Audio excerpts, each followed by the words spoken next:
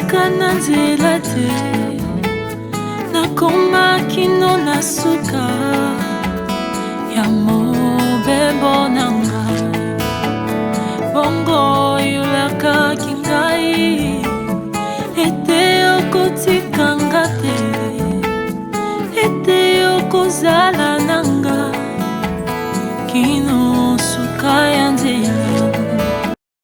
Je rappelle encore le sujet, nous exploitons un nouveau sujet qu'on a titré « La vérité de Dieu ». Ces thèmes, Dieu nous les a accordés à travers un passage qui se trouve dans le livre de Jean chapitre 18, à partir du verset 37 au verset 38. C'est dans ces passages-là, ou c'est dans ces chapitres-là, dans l'évangile selon Jean, que nous avons puisé notre sujet à la vérité de Dieu.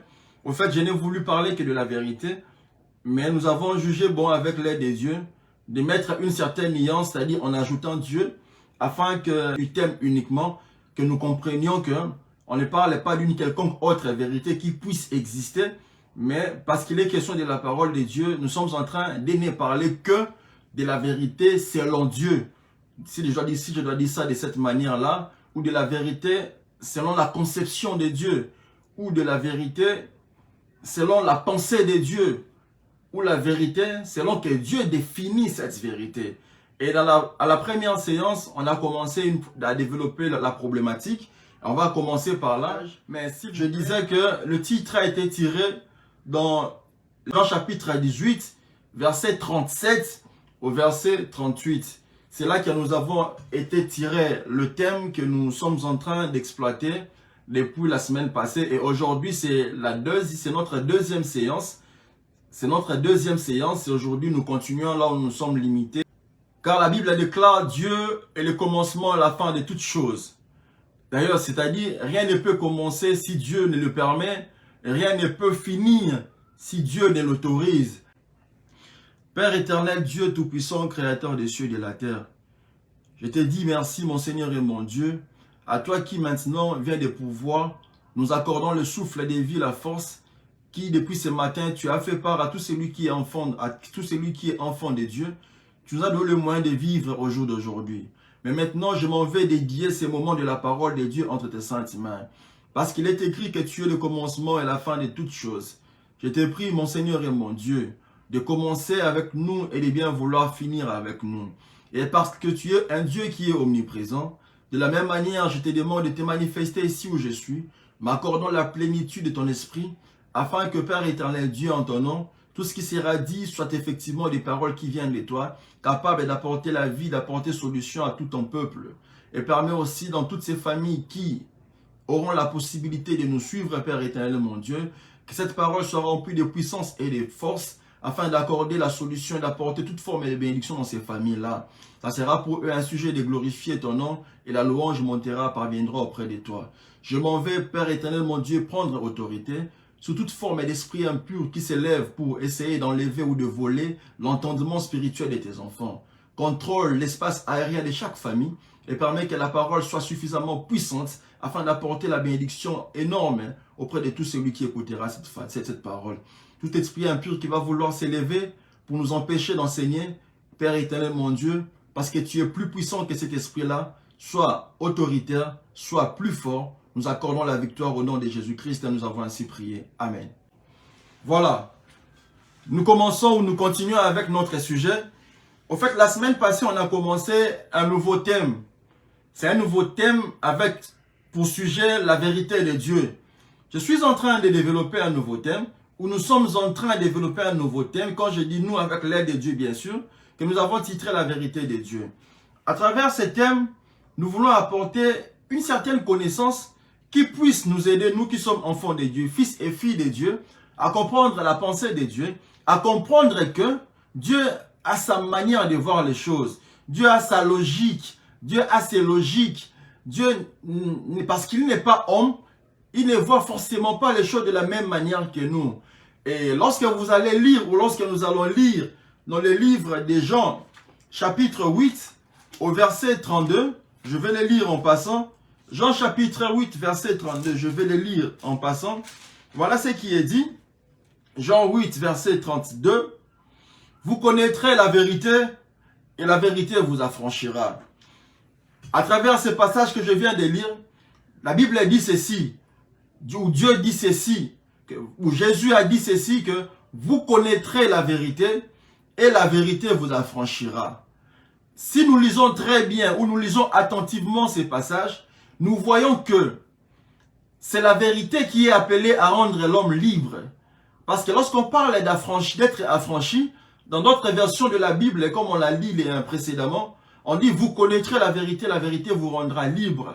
Donc, par rapport à ces passages, nous sommes porteurs de ces thèmes afin d'amener tout celui qui est enfant de Dieu à devenir libre. Parce que lorsqu'on dit vous connaîtrez la vérité vous affranchira. Cela veut dire tout celui qui aujourd'hui ne connaît pas encore la vérité, tout celui qui n'a pas encore connaissance de la vérité, il est esclave, il reste esclave, il restera esclave. C'est-à-dire le moyen que Dieu a mis à la disposition de son peuple, qui puisse aider son peuple à ne plus être esclave, c'est la connaissance de la vérité. C'est pourquoi Jésus aussi dans sa parole, il dit, lorsqu'il définit sa mission, il dit « Je suis le chemin, la vérité et la vie ». Je sais qu'il y a plusieurs pasteurs qui parfois essaient d'inverser ça, disant « Je suis la vérité, le chemin, la vie ». Non, Jésus est d'abord le chemin, ensuite il est la vérité, et par la fin, il est la vie. Donc, pour avoir la vie, il y a des étapes qu'on ne peut pas brûler, qu'on doit ipso facto franchir. On doit aller en respectant ces étapes pour arriver à obtenir la vie. Cette vie éternelle que plusieurs personnes sont en train de rechercher. Il faut au préalable être au chemin. Il faut que ce chemin-là vous amène à connaître la vérité de Dieu. Et c'est cette vérité de Dieu qui amène le peuple de Dieu à obtenir maintenant la vie. Voilà pourquoi Jésus dit, je suis le chemin, je suis la vérité et la vie. Jean chapitre 14, le verset 6, c'est là que ce passage-là est écrit. Jean chapitre 14, verset 6, je vais le lire un peu plus vite. Jean 14, 6, Jésus lui dit, je suis le chemin, la vérité et la vie. Nul ne vient au Père que par moi. C'est-à-dire, c'est le chemin que Jésus a tracé afin que tout celui qui est fils et fille de Dieu parvienne au salut.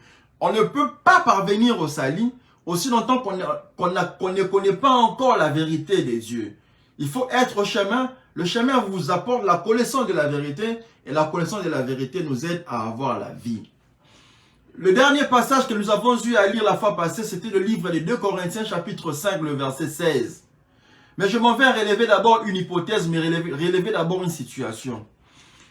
Pourquoi nous parlons de la vérité de Dieu?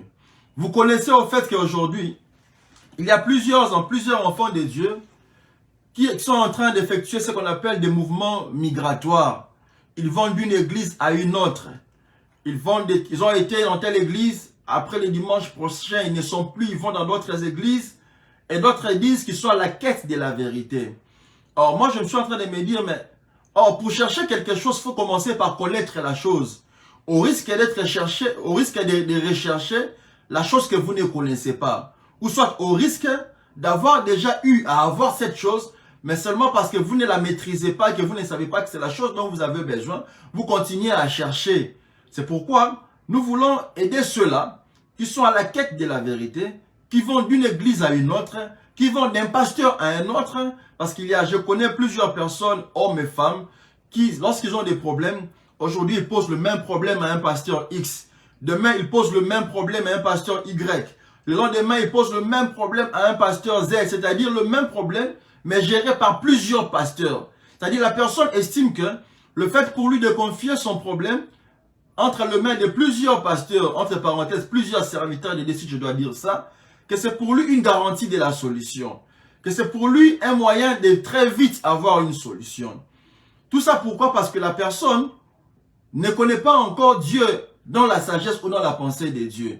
Comme l'apôtre Paul dit dans le livre de 1 Corinthiens, chapitre 1er, dit « Le monde avec sa sagesse n'a pas connu Dieu dans la sagesse de Dieu. » C'est-à-dire, Dieu a sa pensée, l'homme a sa pensée. C'est-à-dire, lorsque les hommes sont en train, au jour d'aujourd'hui, de faire ce qu'on peut appeler, si je dois dire ça, commettre un adultère spirituel, c'est-à-dire, aujourd'hui, ils sont chez tel mari, le lendemain chez tel mari, le jour qui suit chez tel mari, tout ça, c'est une cause d'ignorance de la vérité. C'est pourquoi aujourd'hui j'apporte ces messages, la vérité de Dieu, afin d'aider ceux-là qui jusqu'à aujourd'hui continuent à se prostituer spirituellement, allant d'un serviteur de Dieu à un autre, confiant le même problème à plus à 10 à 15 serviteurs de Dieu, sous prétexte que le fait de faire ça, c'est obtenir rapidement une solution de la part de Dieu. Or, c'est une grande erreur. C'est pourquoi nous voulons d'abord aider ceux-là qui vont d'une église à une autre, qui vont d'un pasteur à un autre, qui prennent le plaisir d'écouter aujourd'hui tel pasteur, à 10h il écoute tel pasteur, à 11h il écoute tel autre pasteur, à 13h il écoute tel autre pasteur, ne sachant pas que c'est une forme de prostitution spirituelle. C'est pourquoi je m'en vais vous présenter aujourd'hui la vérité selon Dieu, car je me dis, à partir du moment où on connaît la vérité, parce que la vérité a pour objectif de nous rendre libres ou de nous affranchir, cette vérité nous aidera à ne plus commettre certaines bêtises, à ne plus commettre certaines erreurs, parce que cette vérité va nous affranchir. Dans le livre de 2 Corinthiens chapitre 5, le verset 16, que nous avons lu comme dernier passage aux premières séances, voilà ce qui est dit. 2 Corinthiens 5, le verset 16. 2 Corinthiens chapitre 5, le verset 16. Ainsi, dès maintenant, nous ne connaissons personne selon la chair. Et si nous avons connu Christ selon la chair, maintenant, nous ne le connaissons plus de cette manière. L'apôtre Paul dit ceci aux Corinthiens. Christ a existé. Au fait, Jésus a existé sur cette terre. Jésus est venu accomplir une mission. Mais l'apôtre Paul ici insiste en nous disant que c'est Jésus-là qui avait existé. C'est Jésus qui était venu sur cette terre. C'est Jésus que nous avons connu sous la forme ou selon la chair. Nous ne le connaissons plus aujourd'hui de la même manière. Or, si on ne connaît plus Jésus selon la chair, c'est que Jésus a changé de forme. Il n'est plus physique, mais il continue à exister sous une autre forme. Or, le contraire de la chair, c'est l'esprit. Ce qui veut dire, si on ne connaît plus Jésus selon la chair, nous connaissons aujourd'hui Jésus selon l'esprit. On a donné ces passages parce qu'on avait donné une image. On avait donné 2 passages bibliques pour essayer un peu de faire comprendre, d'essayer de comprendre la pensée de Dieu par rapport à une image qu'on avait donnée dans le jardin d'Éden, là où Dieu avait dit à l'homme que si vous mangez de cet arbre, de la connaissance du bien et du mal, vous allez mourir. Et que le serpent était venu intervenir après au chapitre 3 de Genèse pour dire à l'homme que non, vous n'allez pas mourir. Tout ce que Dieu vous a dit n'était pas vrai. Vous n'allez pas mourir, mais Dieu sait plutôt que le jour où vous allez manger de l'arbre de la connaissance du bien et du mal, vos yeux vont s'ouvrir et vous aurez la connaissance du bien et du mal. Et on a vu dans la suite des versets que lorsque l'homme et la femme ont eu à manger de l'arbre de la connaissance du bien et du mal, effectivement, ils ne sont pas morts. Effectivement, leurs yeux se sont ouverts et Dieu était venu confirmer cela dans le livre de Genèse 3, verset 22, quand il a dit « Ah, maintenant que l'homme est devenu comme nous, à la connaissance du bien et du mal, nous devons maintenant empêcher cet homme de ne pas avancer sa main vers l'arbre de vie, de sorte qu'il ne mange pas de l'arbre de vie, sinon il risquerait de devenir éternel. » Donc, on a vu, par rapport à cette logique, dans le livre de Genèse chapitre 2, verset 16 au 17e verset, et dans le livre de Genèse chapitre 3, du 1er au 7e verset, ou même jusqu'au verset 22, qu'il y a eu une contradiction, que là c'était les serpents qui avaient dit vrai. Maintenant, qu'est-ce que nous, en tant qu'enfants de Dieu, pouvons-nous comprendre par rapport à ces passages? Est-ce que Dieu avait menti? Parce que selon les Écritures, selon ces 2 passages, c'est le serpent qui avait raison, et que lorsque les hommes ont mangé, ils ne sont pas morts, c'est lui qui avait raison. Maintenant, qu'est-ce que nous devons comprendre? C'est là qu'avait intervenu notre passage de 2 Corinthiens chapitre 5, le verset 16, qu'aujourd'hui, on ne connaît plus personne selon la chair, mais c'est plutôt selon l'esprit.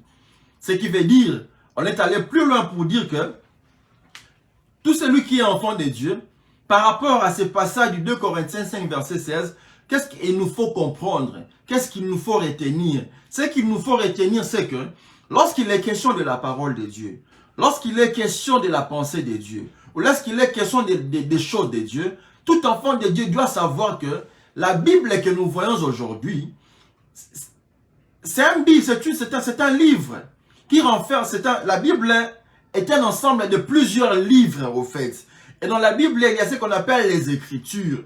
Et maintenant, chaque Écriture renferme en elle une pensée de Dieu qui doit être décodée, qui doit normalement être expliquée au peuple de Dieu. Aussi longtemps que cette pensée de Dieu n'a pas été expliquée au peuple de Dieu, voilà pourquoi nous rencontrons les problèmes où plusieurs personnes disent que tantôt la Bible elle est contradictoire, la parole de Dieu elle est compliquée, ainsi de suite. Pourquoi? Parce qu'il n'y a personne qui s'est présenté jusqu'à aujourd'hui pour décoder, pour nous expliquer la pensée de Dieu. Parce que dans la Bible, depuis le livre de Genèse jusqu'au livre d'Apocalypse, tout est en parabole. Alors lorsqu'on parle d'une parabole, c'est une expression, c'est une pensée exprimée, mais qui cache la vérité derrière cette pensée-là. Et parce que c'est une parabole, cela nécessite une explication afin que la vraie pensée, la vraie réflexion soit dite, soit démontrée auprès des peuples de Dieu. C'est là, on peut lire le livre de Matthieu, Matthieu chapitre 13, verset 35, pour essayer un peu d'affirmer, d'attester si effectivement tous les livres est une parabole, toute la Bible est une parabole. Et pourquoi toute la Bible est une parabole? Matthieu chapitre 13, le verset 35. Nous lisons le livre de Matthieu, chapitre 13, le verset 35. Jésus dit, voilà, afin que s'accomplisse ce qui avait été annoncé par les prophètes. 2 points. J'ouvrirai ma bouche en parabole, je publierai des choses cachées depuis la création du monde. C'est-à-dire, depuis qu'on a écrit dans la Bible qu'au commencement, Dieu créa les cieux et la terre, c'est une parabole. Dans cette phrase ou dans ces écritures, il y a une pensée de Dieu qui est cachée, qui normalement doit être révélée au peuple de Dieu.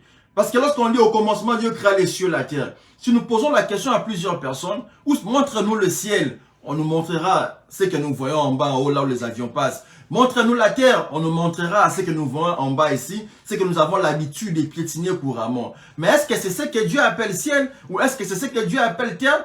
Parce que déjà, dans la Bible, elle dit, au commencement, Dieu ne créa pas le ciel, mais au commencement, Dieu créa les cieux. C'est-à-dire, il y a plusieurs ciels que Dieu avait créés. Dieu n'avait pas seulement créé un seul ciel, mais Dieu avait créé autant de ciels.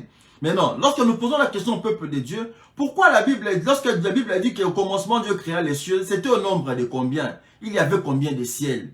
J'illustre ça dans l'objectif de montrer que, au fait, depuis la création du monde, il y a une pensée de Dieu qui doit être expliquée au peuple de Dieu. Depuis la création du monde, depuis la fondation du monde, tout ce qui avait été écrit par Moïse, ce sont des paraboles qui nécessitent à avoir des explications claires et nettes, toujours en se basant dans cette Bible. C'est pourquoi, dans notre thème, où nous parlons de la vérité de Dieu, nous allons comprendre la pensée de Dieu. Nous allons comprendre la réflexion de Dieu. Qu'est-ce que Dieu dit? Qu'est-ce qu'est la pensée de Dieu? Comment est-ce que Dieu réfléchit? Est-ce que ce que nous avons comme conception de la vérité, est-ce de la même manière que Dieu conçoit aussi la vérité? Pourquoi nous lisons toutes ces choses? Parce que dans Jean 8, verset 32, là où nous avons lu précédemment, là où il est écrit que vous allez connaître la vérité, et c'est cette vérité qui va vous rendre libre.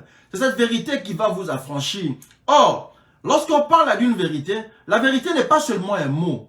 La vérité n'est pas un mot comme nous employons ça aujourd'hui.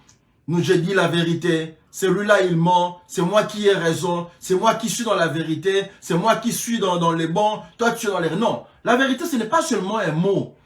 Ce n'est pas un mot comme plusieurs le disent. La vérité c'est toute une pensée de Dieu. C'est toute une logique de Dieu. C'est tout un chemin que Dieu a placé à la disposition de l'homme afin d'aider l'homme à parvenir à la vie éternelle. Parce que la vérité dont nous parlons, parce qu'il est question de Dieu, la vérité en question, c'est un esprit au fait. Or, si nous avons un esprit qui est de la vérité, c'est que nous avons aussi une autre forme d'esprit qui n'est pas de la vérité. Lisons un peu le livre de 1 Jean, chapitre 4, chapitre 4, le verset 6.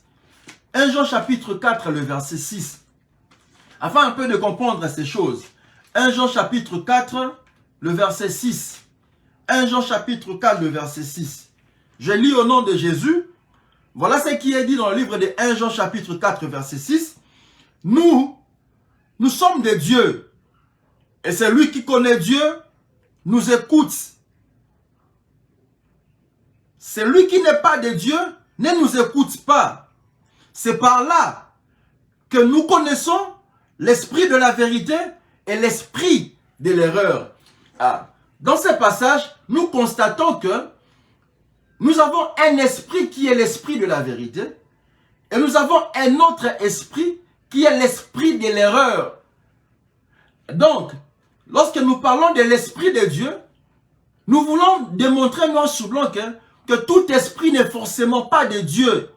Or, s'il existe l'esprit de la vérité et qu'il existe un esprit de l'erreur, il faut maintenant aider tout enfant de Dieu à être capable de faire la distinction ou de reconnaître facilement celui-ci est un esprit de Dieu et celui-là c'est un esprit de l'erreur. Nous voulons aider les enfants de Dieu, à un homme de Dieu, à tout celui qui est peuple de Dieu, à arriver à distinguer les deux formes d'esprit. Est-ce que tout celui qui se présente devant vous, tout celui qui vous parle de Dieu, quel esprit vous apporte-t-il? Maintenant, toi en tant que peuple de Dieu, comment peux-tu savoir que je suis face à un esprit de la vérité et si je suis face à un esprit de l'erreur? Ou soit, quelles sont les caractéristiques qui puissent aider un enfant de Dieu à reconnaître un esprit de la vérité et à reconnaître un esprit de l'erreur? Parce que, aussi longtemps que nous confondons l'esprit de la vérité à l'esprit de l'erreur, nous passons à côté de notre salut ou nous passons à côté de notre liberté. Parce que la vérité est censée de nous affranchir. Parce que la vraie vérité est censée de nous rendre libres. Or, lorsque nous parlons d'un esprit de la vérité et d'un esprit de l'erreur, nous voyons que ce sont des esprits. Or, un esprit, on ne peut voir un esprit. On ne peut pas toucher un esprit. Rappelez-vous, lorsque Jésus a eu à ressusciter de mort, lorsqu'il est apparu auprès de ses disciples, et parce que Thomas doutait que Jésus a été ressuscité, Jésus a appelé Thomas et il a dit, viens, pose ton doigt dans ma main et vérifie qu'un esprit n'a ni chair et ni os. Or, lorsqu'un esprit n'a ni chair, n'a ni os, c'est-à-dire l'esprit est invisible à l'œil nu de l'homme. On ne peut voir l'esprit. Maintenant, parce que nous ne pouvons pas voir l'esprit, comment maintenant nous en tant qu'hommes, nous en tant qu'individus, nous en tant que fils et filles de Dieu, mais qui sommes hommes, qui avons une chair, qui avons un os, comment pouvons-nous maintenant arriver à reconnaître que ici, j'ai affaire à un esprit de la vérité et là, j'ai affaire à un esprit de l'erreur? Or, lorsqu'on parle d'un esprit de la vérité, nous comprenons que l'esprit de la vérité, c'est cet esprit-là qui est censé nous conduire à la vie éternelle. Selon que Jésus dit qu'il est le chemin, la vérité et la vie.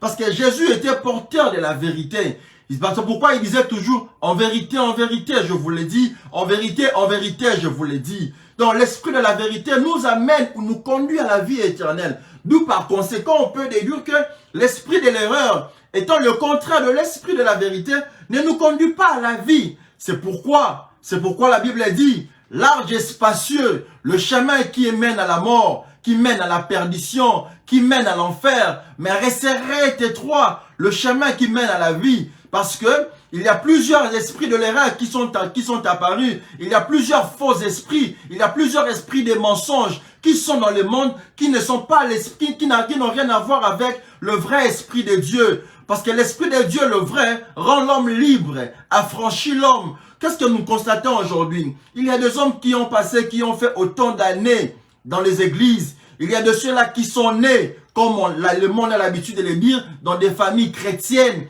Mais vous constatez que ces hommes-là, ils sont sous l'emprise du monde. Ils sont victimes de leurs coutumes. Ils sont victimes de la société. Ils sont victimes de toute décision qui émane du monde des ténèbres. Ces hommes-là ont peur. Pourquoi est-ce qu'ils ont peur? Parce que ils ne connaissent pas encore le vrai, ils n'ont pas encore rencontré le vrai esprit de Dieu, le vrai esprit de la vérité. Ils sont toujours face à un esprit, mais qui n'est pas l'esprit de Dieu. Parce que le vrai esprit de Dieu était censé leur apporter la liberté, était censé leur affranchir. C'est comme ça que nous pouvons facilement, non, je dois dire que celui-ci n'a pas encore rencontré Dieu et celui-là a déjà rencontré Dieu. Seulement par leur manière de dire, par leur manière de faire, par les actions qu'ils posent, par leur manière de réfléchir. Celui qui est un vrai enfant de Dieu et celui celui qui a la maîtrise parfaite de la pensée de Dieu arrivera à distinguer qu'il est face à celui qui connaît Dieu et à celui qui ne connaît pas Dieu. Mais parce qu'il existe un esprit de l'erreur, je vais un peu illustrer quelques exemples. Parce qu'un esprit de l'erreur, c'est comme un homme qui peut penser avoir, je m'excuse, qui peut penser avoir raison, mais qui n'a pas raison en fait. C'est comme quelqu'un qui dit, je suis homme, et pourtant il n'est pas homme. C'est comme quelqu'un qui dit, qui est né homme. Il grandit homme, mais d'un coup il s'est dit, je ne suis pas un homme, je suis une femme. Nous constatons que cet homme-là est animé d'un esprit qui n'est pas l'esprit de Dieu, qui n'est pas l'esprit de la vérité. Parce que dans la logique, dans la vérité, ce n'est pas une femme, c'est un homme. C'est-à-dire l'esprit qui l'anime, nous comprenons par là que c'est un esprit, parce que cet esprit n'est pas de la vérité, c'est d'office un esprit de l'erreur. Parce que dans le livre de 1 Jean, chapitre 4, verset 6, je vais relire ce passage, je vais encore relire ce passage pour montrer que déjà ces choses, Dieu connaissait ces choses. 1 Jean chapitre 4, le verset 6, voilà ce que Dieu dit. Nous sommes de Dieu. Celui qui connaît Dieu nous écoute. Celui qui n'est pas de Dieu ne nous écoute pas. C'est par là que nous connaissons l'esprit de la vérité et l'esprit de l'erreur. En d'autres termes, parce qu'il est écrit, celui qui est de Dieu nous écoute. C'est-à-dire, maintenant que je suis en train de vous parler de la vérité de Dieu, celui qui est vraiment enfant de Dieu va réussir à nous écouter. Mais celui qui n'est pas enfant de Dieu, il ne va pas nous écouter. Quels que soient les efforts qu'on pourra fournir, quelles que soient les différentes démonstrations qu'on pourra faire par rapport à la parole de Dieu, celui qui n'est pas de Dieu ne va pas nous écouter. Mais celui qui est de Dieu va nous écouter. Celui qui nous écoute là, c'est celui-là qui a en lui l'esprit de la vérité. Celui qui ne nous écoute pas, ou celui qui n'aura rien compris, ou celui qui refusera de comprendre, c'est celui-là qui est animé d'un esprit, mais c'est d'un esprit de l'erreur, qui est contraire d'un esprit de la vérité. Maintenant, je vais donner quelques exemples, faire une distinction entre l'esprit de la vérité et l'esprit de l'erreur. Ou soit, comment agit un esprit de l'erreur. Comment vous pouvez reconnaître que vous êtes ici devant un esprit de l'erreur. Parce que quand je parle de l'esprit de l'erreur, parce que vous ne pouvez pas voir l'esprit, c'est seulement des hommes qui sont porteurs de ces esprits. Ce sont ceux-là qui s'appellent hommes de Dieu, serviteurs de Dieu, évangélistes de Dieu, pasteurs de Dieu, apôtres de Dieu, bishops de Dieu, ainsi de suite. Parce que ces gens, parce qu'ils portent tous la casquette de serviteurs de Dieu, c'est-à-dire ils sont porteurs d'un esprit quelconque. C'est pourquoi à travers ce thème, je veux maintenant nous aider, nous qui sommes enfants de Dieu, lorsqu'on est face à un homme X qui se dit serviteur de Dieu, il nous faut savoir, cet homme est porteur de quel esprit?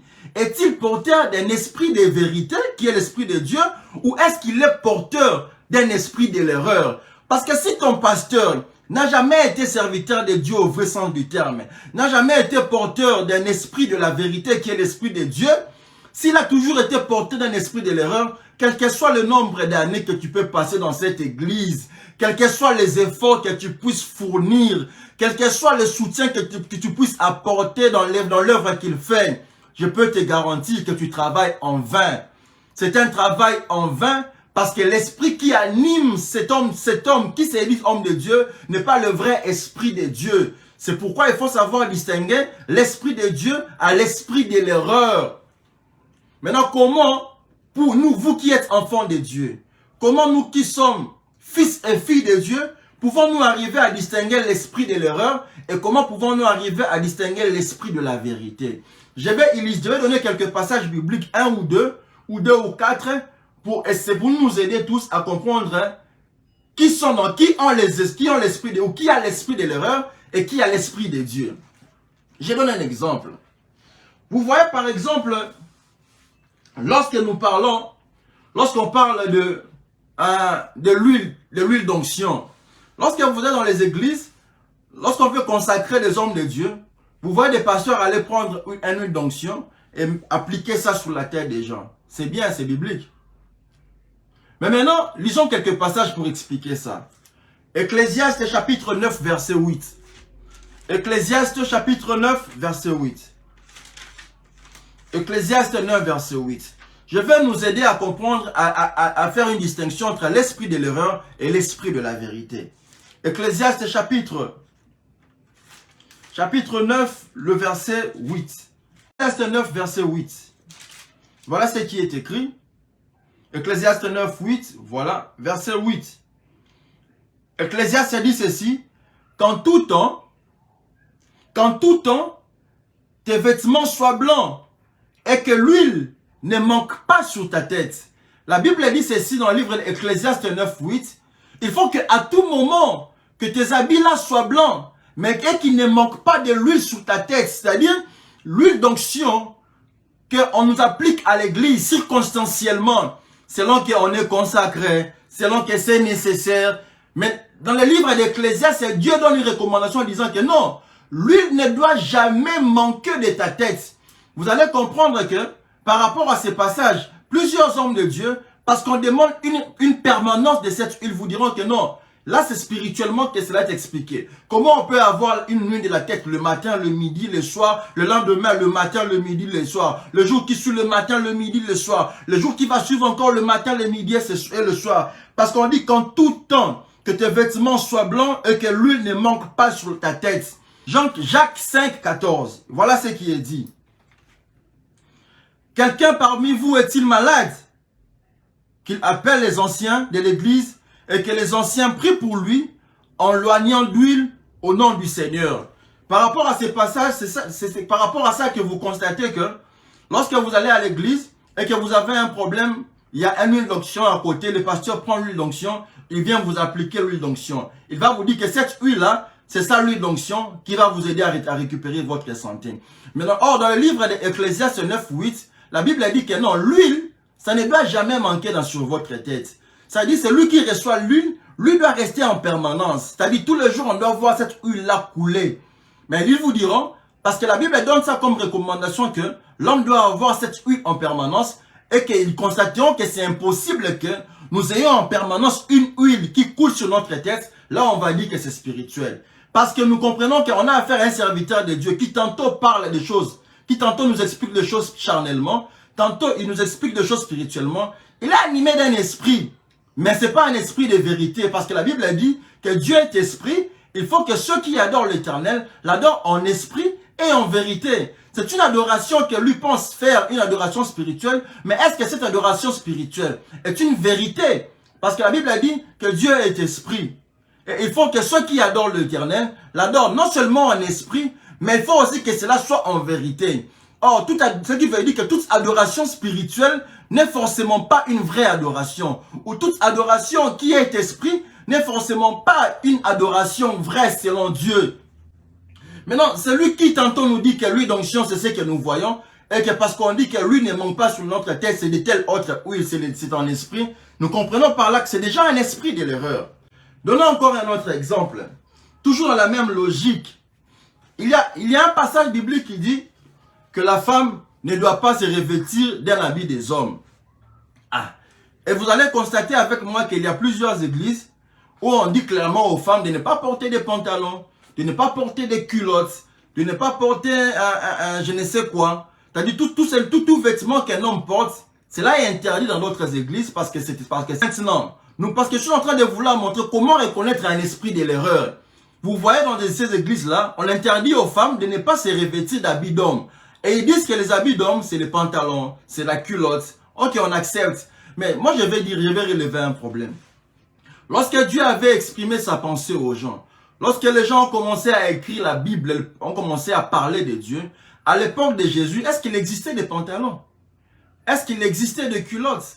Mais maintenant, lorsque Dieu avait parlé de ça, normalement, on devait se poser, lorsque la Bible parle d'habits d'homme, de quoi il est question exactement? Parce qu'à l'époque, il n'existait ni pantalon, ni culotte. Maintenant, je vais encore revenir. Là, lorsqu'on nous dit qu'une femme ne doit pas se revêtir d'un habit d'homme, on nous interdit un pantalon, on nous interdit une culotte. Mais lisons encore le même passage qu'on avait lu, Ecclésiaste 9, répétons le même passage, le verset 8. Ecclésiaste 9, 8, je lis au nom de Jésus-Christ. La Bible a dit qu'en tout temps, tes vêtements soient blancs.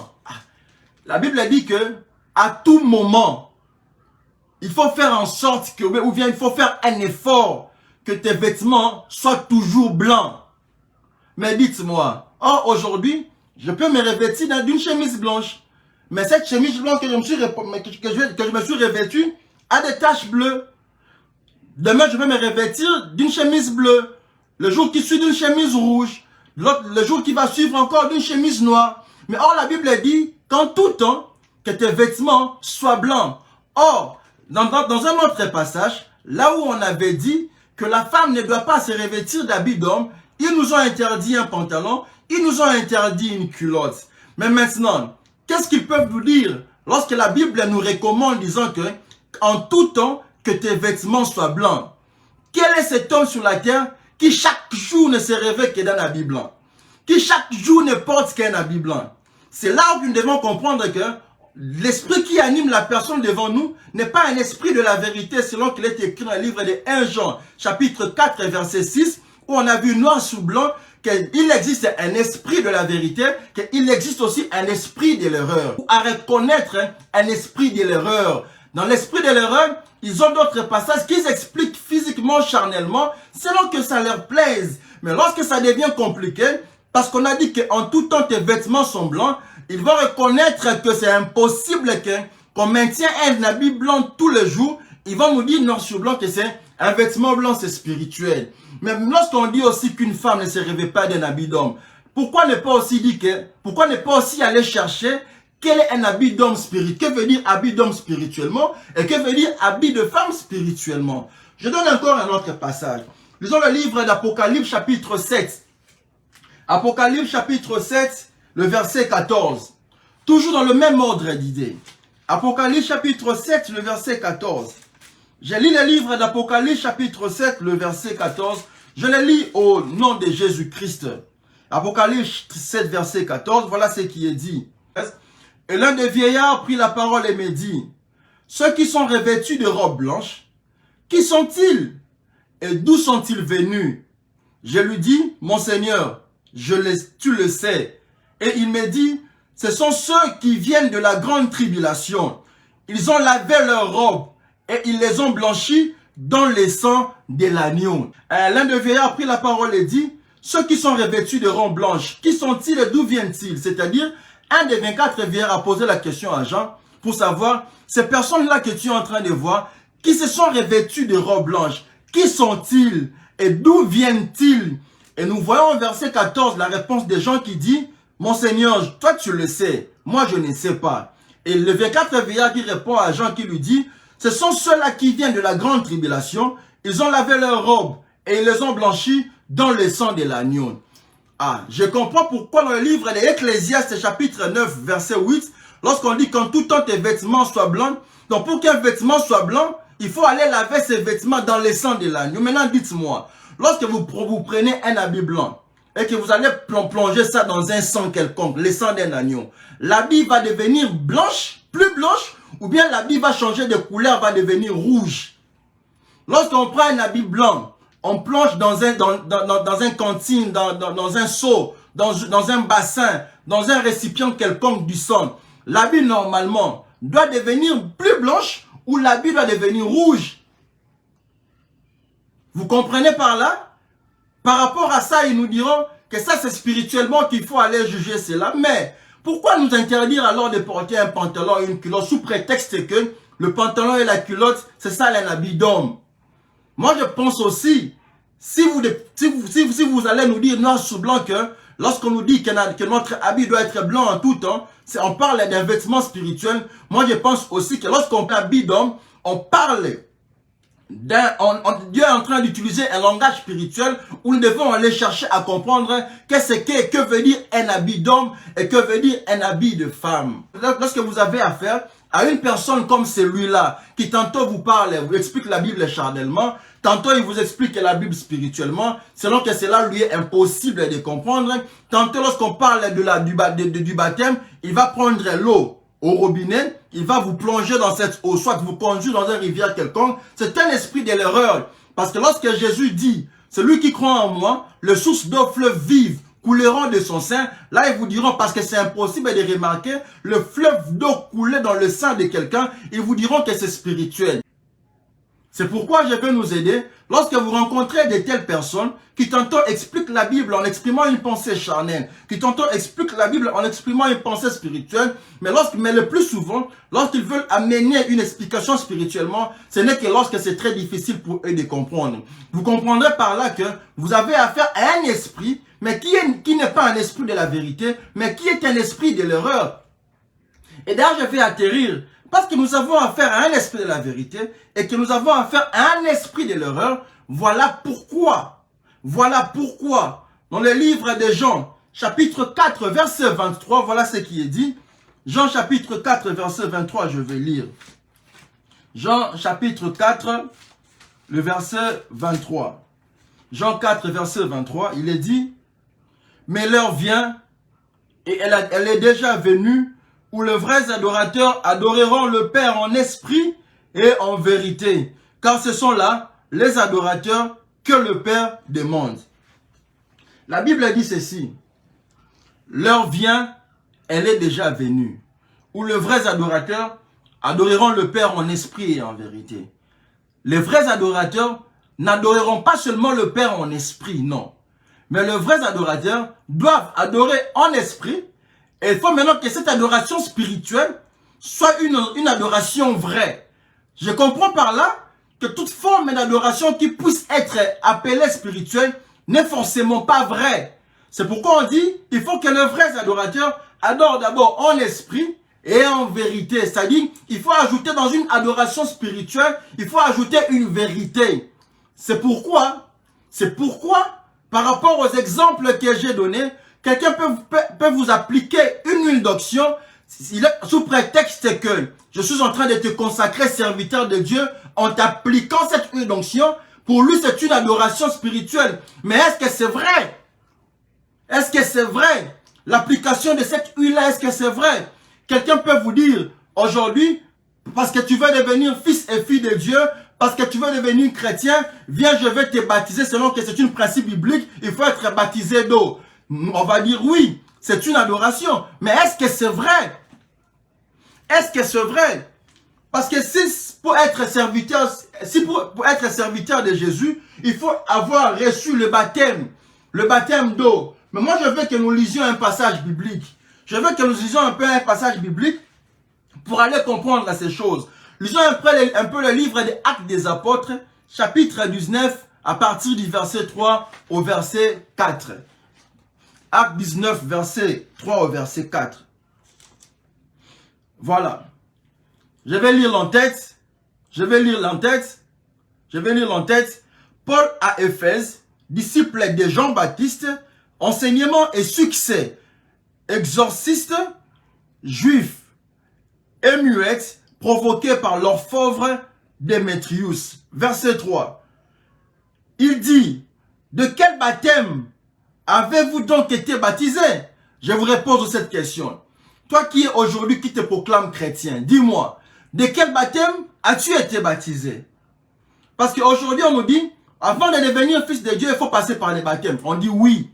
Mais la question est de savoir, quel baptême, celui qui veut être appelé disciple de Jésus, doit-il être baptisé? Parce que nous avons dans la Bible un baptême que Jean a donné et un autre baptême que Jésus devait aussi donner. Maintenant, aujourd'hui, nous sommes en train d'être appelés enfants de Dieu, mais nous continuons à recevoir un baptême de Jean-Baptiste. Réalisons un peu ces passages. Acte 19, verset 3 au verset 4. Je vais lire tout en te posant cette question. De quel baptême avez-vous été baptisés? Et ils répondirent, du baptême de Jean. Ah, c'est-à-dire, dans le livre des Actes des Apôtres, nous voyons que l'apôtre Paul, lorsqu'il était en train de parler aux Éphèses, il leur pose la question de savoir, mais dites-moi un peu, quel est le baptême que vous avez reçu? Et ils disent, on a reçu le baptême de Jean-Baptiste. Alors Paul dit, Jean a baptisé du baptême de repentance, disant au peuple de croire en celui qui venait après lui, c'est-à-dire Jésus. Paul est venu faire une démarcation entre le baptême que Jean-Baptiste avait donné et le baptême que Jésus devait donner. Pour dire qu'il y a deux formes de baptême, il y a deux courants de baptême. Un courant que Jean avait donné et un courant que Jésus était, un courant de baptême que Jésus était porteur.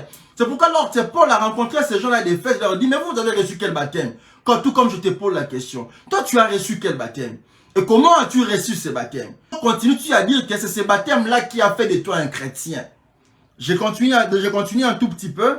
Il dit, de quel baptême avez-vous été baptisé? Ils répondirent, du baptême de Jean. Alors Paul dit, Jean a baptisé du baptême de repentance, disant au peuple de croire en celui qui venait après lui, c'est-à-dire Jésus.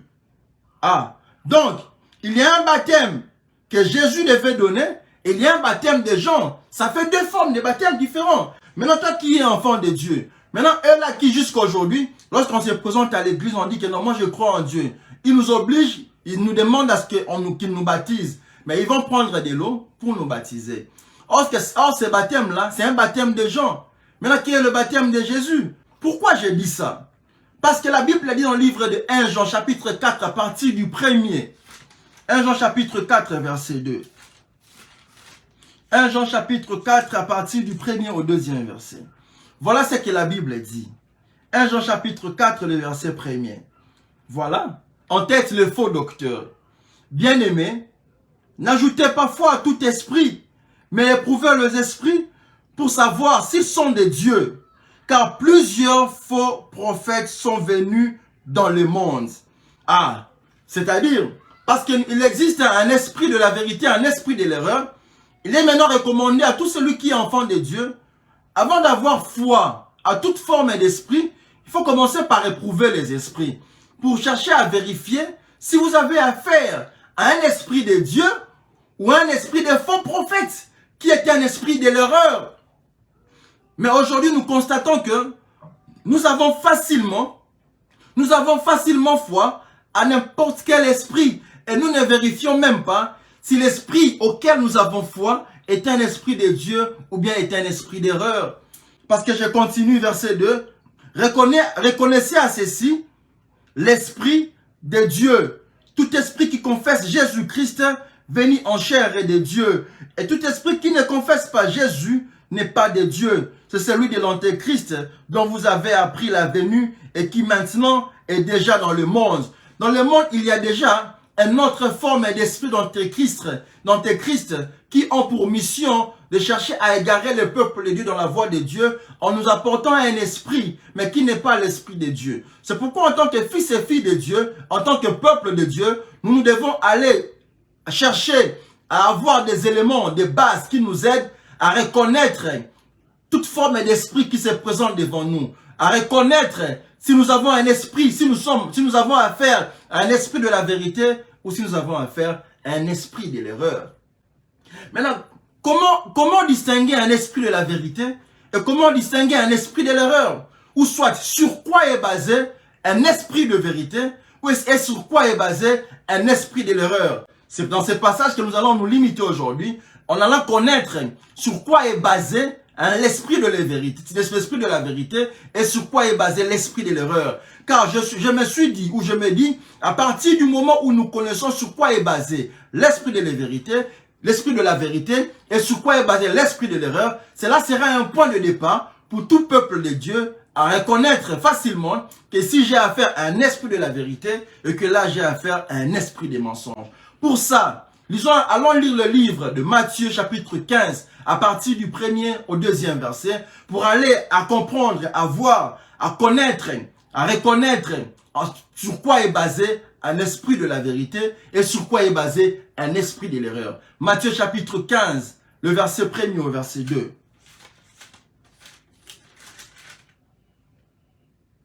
Voilà.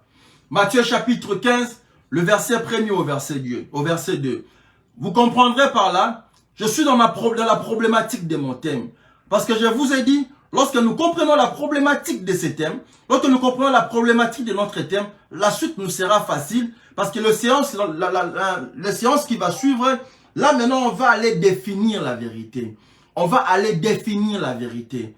Pour définir la vérité, non pas selon l'homme, mais selon la pensée de Dieu. Car l'apôtre Paul dit, lequel des hommes connaît les choses de Dieu, sinon l'Esprit de Dieu qui est en lui? Et lequel des hommes connaît les choses de l'homme, si ce n'est que l'Esprit de l'homme qui est en lui? Il y a des serviteurs de Dieu qui ne sont pas animés de l'Esprit de Dieu, mais sont animés de l'Esprit de l'homme. C'est pourquoi vous verrez dans leurs enseignements, ils ne vous parlent que des choses des hommes. Ils ne nous parlent jamais des choses de Dieu. Nous parlons des choses des hommes, ils ne nous parlent que des choses terrestres. Or, Dieu est esprit, il faut que ceux qui l'adorent, l'adorent en esprit et en vérité. Ce qui veut dire, Dieu a son langage, Dieu a sa manière de parler, Dieu a sa pensée, Dieu ne réfléchit pas comme nous, Dieu ne pense pas comme nous, Dieu a sa manière à lui, Dieu a ses logiques à lui. Comme il est écrit dans le livre d'Ésaïe 55, 8, où Dieu dit que mes pensées ne sont pas vos pensées, mes voix ne sont pas vos voix. C'est pourquoi il nous faut arriver maintenant à savoir être en mesure de reconnaître sur quoi est basé un esprit de l'erreur et sur quoi est basé un esprit de la vérité. Et pour ça, j'ai donné le passage de Matthieu, chapitre 15, à partir du premier verset au deuxième verset, nous lisons. En tête, le pharisien et la tradition. Alors le pharisien et les scribes vinrent de Jérusalem auprès de Jésus et dirent: pourquoi tes disciples transgressent-ils la tradition des anciens? Car ils ne se lavent pas les mains quand ils prennent leur repas. Il leur répondit: et vous, pourquoi transgressez-vous le commandement de Dieu au profit de votre tradition? Ah, nous comprenons par là quoi? Jésus face aux pharisiens et aux scribes, le pharisien et les scribes qui viennent voir Jésus pour dire: tes disciples sont en train de transgresser la tradition des hommes. Parce que ils avaient constaté que les disciples de Jésus, avant de manger, ils ne se lavaient pas les mains. Lorsqu'on leur présentait la nourriture, ils mangeaient directement. Ils ne réfléchissaient pas à aller laver les mains sous prétexte que non, mes mains sont sales, je dois enlever les saletés. Non, les disciples de Jésus commençaient à manger. Ils ne s'inquiétaient pas de se laver les mains. Moi, je comprends par là. Est-ce que nous pouvons aller comprendre que les mains des disciples de Jésus étaient toujours propres? Voilà pourquoi ils n'allaient pas se laver les mains, parce qu'ils avaient déjà eu à laver les mains. C'est pourquoi Jésus dit: celui qui croit en moi, les sources d'eau vive couleront de son sein. C'est-à-dire qu'ils avaient déjà en eux une eau, et que les pharisiens et les scribes ne pouvaient voir cette eau qui maintenait leurs mains propres. Mais maintenant, eux, ne remarquant pas l'eau que les disciples de Jésus avaient, ils viennent poser la question à Jésus: pourquoi est-ce que tes disciples, ils ne se lavent pas les mains avant de manger? Car en ne se lavant pas les mains avant de manger, ils sont en train de transgresser les traditions des hommes. Maintenant, Jésus qui répond en disant, il leur répondit et dit: et vous, pourquoi transgressez-vous le commandement de Dieu au profit de votre tradition? Nous comprenons que celui qui est animé par l'Esprit de Dieu, celui qui est animé par l'Esprit de Dieu, qui est l'Esprit de la vérité, celui-là, il se base au commandement de Dieu. Mais celui qui est animé d'un esprit de l'erreur, il n'a pas pour base le commandement de Dieu, mais il a pour base les traditions du monde. Ce que le monde dit, ce que le monde fait, ce que le monde a comme logique, ce que le monde a pour logique, ce que le monde conçoit, ce que le monde appelle vrai, ce que le monde atteste, qui n'est forcément pas ce que Dieu atteste, mais celui qui est un vrai serviteur de Dieu, un vrai serviteur de Dieu, qui a en lui l'esprit de Dieu, qui est l'esprit de la vérité, lui, se base non pas aux traditions des hommes, mais il se base au commandement de l'Éternel. C'est-à-dire, toi qui es fille de Dieu aujourd'hui, toi qui es fils de Dieu aujourd'hui, voilà comment tu peux arriver à distinguer un vrai serviteur de Dieu d'un faux serviteur de Dieu. C'est-à-dire, en allant éprouver ces esprits-là pour aller chercher à situer. Si tu as affaire à un esprit de la vérité ou si tu as affaire à un esprit de l'erreur. Par conséquent, je vous ai dit, c'est très facile de reconnaître un esprit de l'erreur et c'est très facile de reconnaître un esprit de Dieu qui est l'esprit de la vérité. En d'autres termes, ou c'est-à-dire, pour reconnaître l'esprit de Dieu, c'est simple. Celui qui est porteur ou celui qui est animé de l'esprit de Dieu, qui est l'esprit de la vérité, lui, il a pour fondement, lui, il a pour base le commandement de l'Éternel, le commandement de Dieu, qui sont des commandements spirituels, selon que Dieu lui-même pousse ses enfants à dire qu'un vrai adorateur, il doit m'adorer en esprit et en vérité. C'est-à-dire, lorsque vous constatez qu'une personne est en train de faire une adoration charnelle, comprenez par là qu'il est animé d'un esprit de l'erreur, il est animé d'un esprit de mensonge. Par conséquent, qui veut dire que Celui-là, il a pour fondement, il a pour base, où il base sa doctrine, il base sa foi aux traditions des hommes. Parce que selon que on ne fait pas ceci, on ne fait pas cela, selon que dans une église, les hommes doivent se mettre à gauche, les femmes doivent se mettre à droite, on ne peut pas mélanger les hommes et les femmes au risque, sous prétexte d'éviter un scandale. Selon que on ne peut pas laisser un homme diriger les femmes parce qu'il facilement il peut être tenté. Selon que il nous faut mettre des lois à l'église. Lorsqu'un pasteur commet telle chose, nous devons le suspendre. C'est voilà pourquoi vous voyez des pasteurs qui sont suspendus, parce que ces pasteurs-là n'ont pas été établis pasteurs par Dieu, n'ont pas été établis serviteurs de Dieu par Dieu lui-même, mais ils ont été établis serviteurs de Dieu par des hommes. Et pour prouver cela, il vous donne un brevet, il vous donne un document pour aller brandir partout où vous irez. Je suis serviteur de Dieu, je suis serviteur de Dieu. J'ai dit que c'est lui qui a animé l'esprit de l'erreur, il a pour fondement de sa foi la tradition des hommes. C'est-à-dire, avant d'être pasteur, il faut que j'aille étudier la religion dans une école. C'est pourquoi ils vont étudier la Bible. Ils vont étudier dans les écoles. Ils vont trouver des personnes qui estiment avoir la maîtrise, la connaissance de Dieu. Ils vont étudier la Bible selon qu'ils appellent ça une science. C'est-à-dire, on ne peut pas être pasteur lorsqu'on n'a pas fait la théologie. On ne peut pas être pasteur lorsqu'on n'a pas été à l'école. Et c'est pourquoi ils sont des vantards disant, j'ai un diplôme en théologie, je suis licencié en théologie, j'ai un master en théologie. Comme pour dire que lorsqu'on a un master en théologie, lorsqu'on a un diplôme de licence en théologie, on est d'office serviteur de Dieu ou on est d'office dans la vérité de Dieu. Non! Là, c'est celui qui se base aux traditions des hommes. C'est pourquoi je vous ai dit, c'est très facile de reconnaître ou de distinguer un esprit de l'erreur à un esprit de la vérité. L'esprit de la vérité, qui est l'esprit de Dieu, celui qui est porteur d'un esprit de la vérité, celui-là, il ne se base pas aux traditions des hommes, mais il se base au commandement de Dieu.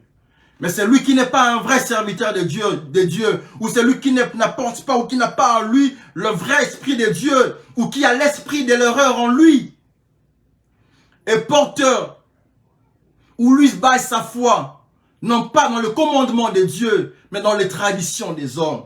C'est pourquoi, toi qui es enfant de Dieu, toi qui es fils de Dieu, il est très très très important pour toi d'arriver à distinguer ces esprits-là. Il faut connaître ces esprits-là. Parce qu'un esprit de l'erreur, c'est d'office un esprit de mensonge. Il existe des esprits de mensonge. Toi qui aimes la prophétie, toi qui veux qu'on te prophétise, toi qui veux que n'importe qui pose la main sur toi, c'est une erreur. Parce que tu ne sais pas quel est l'esprit qui anime la personne qui est devant toi. Tu ne sais même pas reconnaître, distinguer le vrai serviteur de Dieu du faux serviteur de Dieu. Tu donnes ta tête à tout le monde. Au lieu de recevoir la bénédiction, c'est pourquoi vous emmagasinez de malédiction sur malédiction, parce que vous ne savez pas encore distinguer le vrai esprit de Dieu qui est l'esprit de la vérité au faux esprit qui existe déjà, qui est l'esprit de l'antéchrist. Voilà. Je veux me limiter ici, mais avant que je me limite, je veux quand même qu'on lise le livre de 1 Roi chapitre 22, c'est mon dernier passage, au verset 1 Roi chapitre 22, à partir du verset 20. Je veux quand même qu'on lise ça, et puis on va s'arrêter ici. 1 Roi chapitre 22, à partir du verset 20. Voilà. 1 Roi chapitre 22, à partir du verset 20 au verset 22. Voilà. 1 Roi chapitre 22, à partir du verset 20. Ok. Je commence ne serait-ce qu'à partir du verset 19. Et Michée dit, écoute donc la parole de l'Éternel. J'ai vu l'Éternel assis sur son trône. Et toute l'armée des cieux se tenant auprès de lui, à sa droite et à sa gauche. Et l'Éternel dit, qui séduira Akab pour qu'il monte à Ramoth, en Galade, et qu'il y périsse? Ils répondirent, l'un d'une manière, l'autre d'une autre. Verset 21. Un esprit vint se présenter devant l'Éternel et dit, moi je le séduirai. L'Éternel lui dit, comment? Verset 22. Je sortirai, là c'est l'esprit de mensonge qui parle. Je sortirai, répondit-il, et je serai un esprit de mensonge dans la bouche de tous ces prophètes. L'Éternel dit, tu les séduiras et tu en viendras à bout. Sors et fais ainsi. Donc, c'est pourquoi, en tant qu'homme de Dieu, dans le livre de 1 Jean chapitre 4, à partir du premier verset, on dit, n'ayez pas foi, n'ajoutez pas foi à tout esprit. Éprouvez ces esprits pour savoir s'ils sont véritablement des dieux ou pas. Parce que plusieurs faux prophètes, les antéchrists, ils sont déjà venus dans le monde. Parce que nous avons un esprit de l'erreur, parce que nous avons un esprit de mensonge. Toi, en tant que vrai enfant de Dieu, il faut que tu sois capable de faire la distinction de ces esprits-là. Tout celui qui confesse Jésus, forcément, n'est pas d'office un vrai serviteur de Dieu. Tout celui qui te donne des prophéties, toutes ces prophéties-là ne viennent forcément pas de Dieu. Il peut être animé d'un esprit, mais qui est un esprit de mensonge. Il est en train de te mentir pour t'éloigner de la voie de Dieu. Et aussi, ici vous voyez que c'est Dieu qui a permis que cet esprit de mensonge agisse. C'est-à-dire, tu peux avoir un problème, non pas avec des hommes, mais avec Dieu. C'est pourquoi c'est très important de reconnaître le langage de Dieu, la langue de Dieu. Parce que lorsque vous connaissez comment est-ce que Dieu agit, comment est-ce que Dieu parle, et que lorsque on vous apporte un message sous prétexte que ça vient de Dieu, vous serez en mesure de décoder ces passages-là. Vous serez en mesure de ressortir ces passages-là. Vous serez en mesure de comprendre la pensée de Dieu par rapport à ces passages-là. C'est pourquoi, toi, homme de Dieu, femme de Dieu, toi, fils de Dieu, serviteur de Dieu, quel est l'esprit qui t'anime? Connais-tu l'état d'esprit de celui qui te prêche tous les jours? Connais-tu les amis qui se rapprochent de toi tous les jours? Sont-ils animés de quelle forme d'esprit? Sinon, voilà l'indice que je t'ai donné. Matthieu chapitre 15, à partir du verset. Matthieu 15, à partir du premier au deuxième verset. Ceux-là qui sont animés dans l'esprit de l'erreur, eux, ont pour fondement où ils se basent aux traditions des hommes. Eux, ils célèbrent le mariage selon les hommes. Quand on parle du baptême d'eau, ils vont prendre de l'eau, ils viennent. C'est selon les hommes. Lorsqu'on parle de l'huile d'onction, ils vont acheter une huile quelque part, ils viennent, ils vous donnent ça. Lorsqu'on dit, apportez à la maison du trésor, ne venez pas à l'église main vide, ils vont vous dire, allez prendre de l'argent. Ils se basent aux traditions des hommes. Mais lorsqu'on leur dit maintenant, si ta main droite est pour toi une occasion de chute, coupe-les, ils ne vont pas faire ça. Parce qu'ils savent que c'est se faire du mal. Lorsqu'on leur dit, si ton œil est pour toi une occasion de chute, arrache-les, ils ne vont pas faire ça. Ils vont dire que c'est spirituel. Lorsqu'on leur dit, ou lorsqu'ils vont vous dire, ne portez pas des habits d'homme, ils vont vous interdire des pantalons et des culottes. Mais lorsqu'on leur dit aussi, on nous a demandé qu'en tout temps nos vêtements sont blancs, mais lui-même, vous allez voir le jour qu'il suit, il porte un pantalon noir. Quand il vient prêcher, il porte une veste noire. Comment maintenant reconnaître la blancheur dans une couleur noire? Lorsqu'on leur pose aussi la question, il est écrit que venez blanchir vos vêtements dans le sang de l'agneau. Mais comment est-ce que c'est vrai qu'un habit blanc, lorsqu'on le plonge dans un sang, cela devient-il rouge ou cela devient blanc? C'est comme ça que vous pourrez distinguer un esprit de la vérité et un esprit de Dieu, un esprit de l'erreur. Un esprit de la vérité se base au commandement de Dieu. Or, le commandement de Dieu sont spirituels. C'est-à-dire, parce que Dieu est esprit, ses commandements aussi sont spirituels. Que Dieu nous bénisse. On a commencé par une prière, on va aussi finir par une prière. Éternel Dieu, je te dis merci, ou nous te disons merci, pour ce temps que tu nous as accordé de faire parvenir ta parole auprès de ton peuple. Nous voici à la fin de l'enseignement ou de notre partage d'aujourd'hui. Nous te demandons au nom de Jésus, toi qui es un Dieu omniprésent, de te manifester non seulement ici, mais dans toutes ces maisons qui nous ont ouvertes leurs portes et qui ont accepté d'écouter la parole d'aujourd'hui, d'en apporter solution dans tous les problèmes qui dérangeaient différentes familles et d'en accorder la bénédiction spirituelle, physique et matérielle au nom de Jésus-Christ, afin que leur joie soit parfaite, de sorte qu'il viendra le dimanche prochain, que tous tes enfants soient de nouveau connectés afin d'écouter ta parole. Que ton nom soit glorifié dans les cieux et sur la terre. À nous que tu as utilisés aujourd'hui, viens nous ressourcer davantage pour la gloire de ton Saint-Nom. Que ton armée soit ou assure la sécurité, non seulement de la maison où je suis, mais de la maison de tous tes enfants qui nous ont suivis par le nom puissant de Jésus-Christ. Amen. Vita vyetu si vya mwili, wala vita si vya damu, baba yangu baba. E baba yangu nalika jeshi la mbingu, baba yangu.